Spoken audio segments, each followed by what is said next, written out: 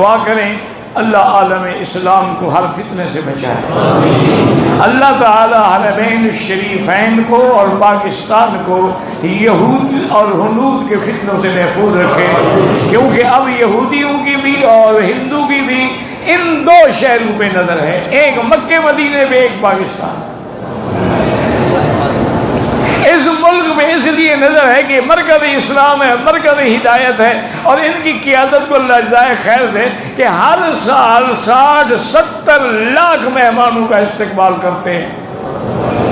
20-25 لاکھ تو حج میں ہوتے ہیں نا، سارا سال جو عمرے والے آتے ہیں ان کی تعداد بھی کم از کم 60 لاکھ کے قریب ہوتی ہے۔ اتنے لوگوں کو سنبھالنا، ان کے لیے ہر قسم کے انتظامات کرنا، انہوں نے جتنی حجاج کی خدمت کی ہے، ایک ہے دشمنی بغض، اس کا کوئی علاج نہیں۔ ٹھنڈے دل سے اگر سوچے، ایمان سے کہیں عرفات میں، مزدلفہ میں، مینا میں کوئی پانی کی کمی ہوئی، کوئی کھانے کی کمی ہوئی، کوئی فروٹ کی کمی ہوئی، یعنی ہمیں اپنے ملک میں اتنا اچھا فروٹ نہیں ملتا جو یہاں مل رہا تھا،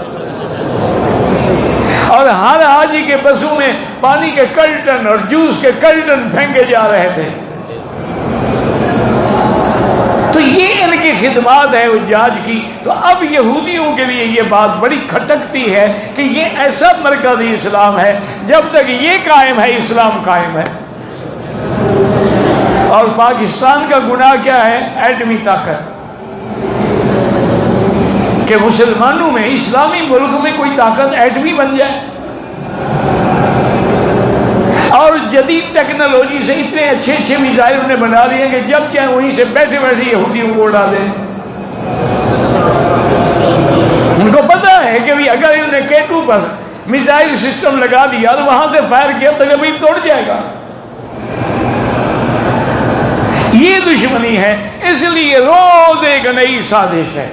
تو اس لیے دعا کریں اللہ حرمین الشریفین کو بھی ہر فتنے سے محفوظ رکھے، پاکستان کو بھی، اور ہمارے مسلمان بھائی جو کشمیر میں ہیں، فلسطین میں ہیں، برما میں ہیں، روہنگیا میں ہیں، عرب میں ہیں، عجم میں ہیں، افغان میں ہیں، اللہ ان کی جان مال اب عزت کی حفاظت فرمائے۔